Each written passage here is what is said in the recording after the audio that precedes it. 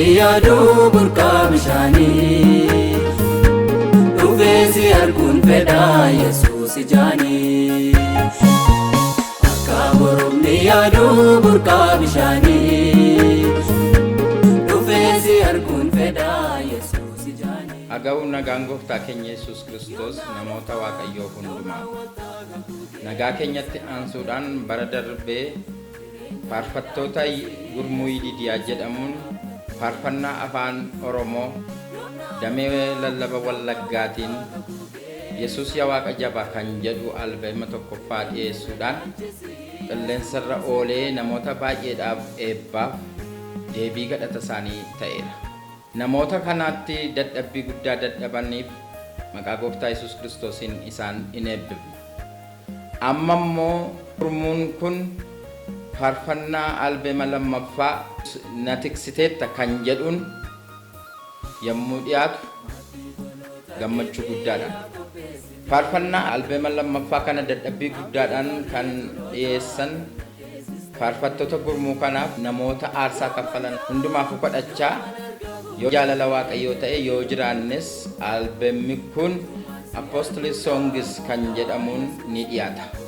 Akkuma baratame Itoophiyaa keessa kan jirtan amantoonni faarfannaa kana buufachuudhaaf koodiin itti fayyadamtan suuqii makliitii dargaggootaa waldaa keessan keessa jiru keessaa yommuu ta'u, Itoophiyaadhaa ala kan jirtan immoo kireedit kaardii fayyadamuudhaan albeemicha akka argattan isin beeksifna.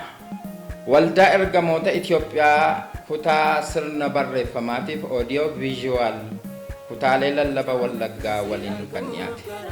Hubachiisa gurmuun faarsaa kanaa faarfannaa promoshiniidhaaf itti fayyadame alatti miidiyaa hawaasaa kamirrattuu gadhiisuu akka hin dandeenye cimsinee isin beeksifna. Dabalataan immoo koreen gurmuu faarfannaa kanaa gorsa barbaachisu bal'inaan qabatee akka isinii dhiyaatu isin beeksifna.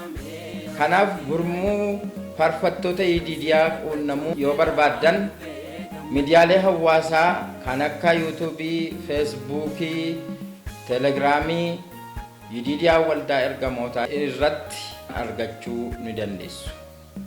Bakka jirtan maratti nagaaniif jaalalli Waaqayyoo isinii wajjin haa ta'u. Amiin.